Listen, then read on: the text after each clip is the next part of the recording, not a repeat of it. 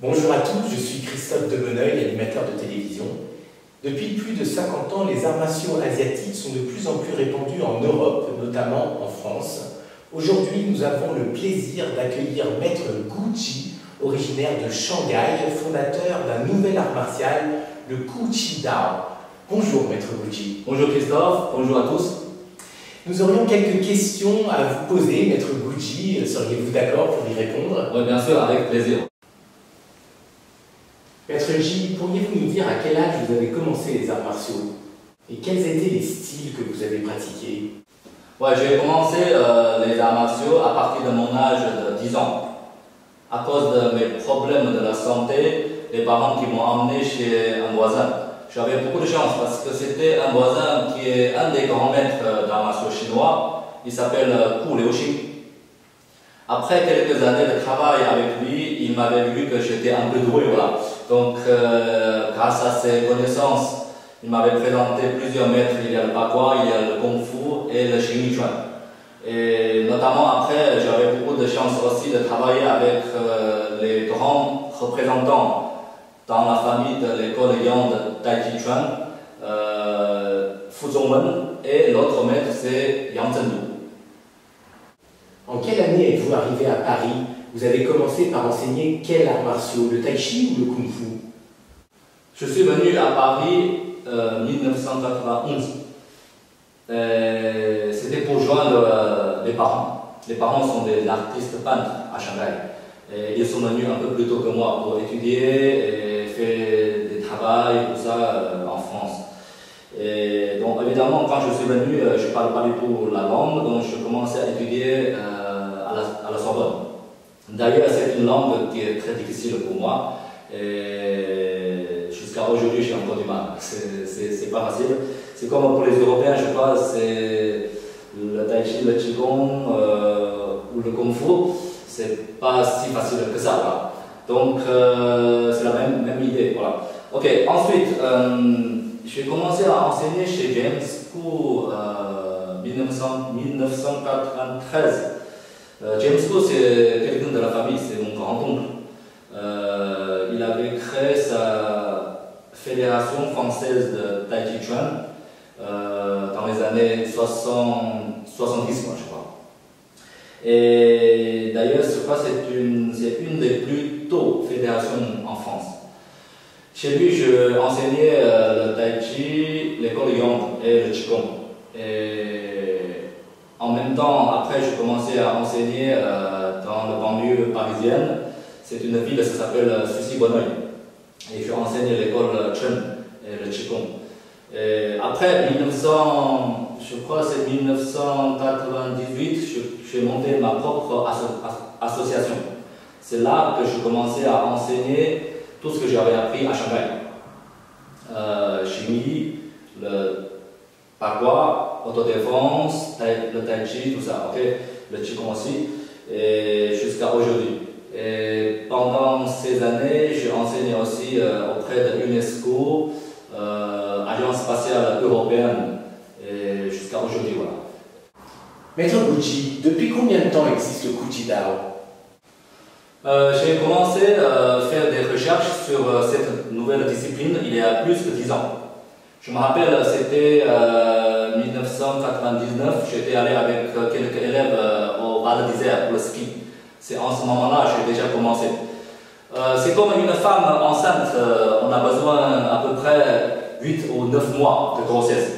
Le Gu Chi Dao, ça prend beaucoup plus de temps que ça. Donc il y a beaucoup de concentration, beaucoup d'énergie. C'est seulement en ce moment-là, je n'ai pas appelé le Gu Chi Dao. Il y avait un nom, je peux vous dire, c'était la boxe de la guêpe. Quand le Gu Chi Dao est-il né? Que signifie Gu Chi Dao? Jusqu'à 2009, le Gu Chi Dao il est enfin né. D'ailleurs, c'était la même année que ma première fille qui est née. Pour moi, c'était un très grand bonheur et double bonheur. Chez nous, on dit ça, le double bonheur. Le Gu, ça veut dire prendre soin de, veiller à, penser à, ou s'occuper de. Chi, tout le monde sait, c'est le vital, c'est le souffle, c'est l'esprit de l'être humain. Et le Tao, ça veut dire la voie, le chemin. Et les méthodes, techniques, le principe. Si je traduis littéralement en français, le Kuchidao, ça veut dire c'est la voie pour développer son énergie. On peut traduire mot à mot, ça peut être la voie pour s'occuper de sa propre énergie. Dans le Kuchidao, on met l'accent sur le mot soi-même. Parce que le plus important, c'est le travail de soi-même. Quand on peut mieux s'occuper de soi-même, on peut mieux s'occuper d'autre chose. Les enfants, de notre travail, la famille et les amis. Donc, le plus important, c'est, encore une fois, c'est soi-même. Okay. Et donc, sans ça, pour le Kuchidao, tout est provisoire. Comment vous est venue l'idée du Kuchidao? Au départ, je voudrais développer une nouvelle discipline avec un nouveau esprit. C'était éventuellement pour élever ou éduquer mes propres enfants. Pour moi, c'est que les enfants sont bien ou pas bien, ça c'est très important parce que ça va lier, quelque part, ça va lier avec notre société de futur. Donc, on doit commencer par s'occuper de notre propre enfant. Ça, c'est la première part.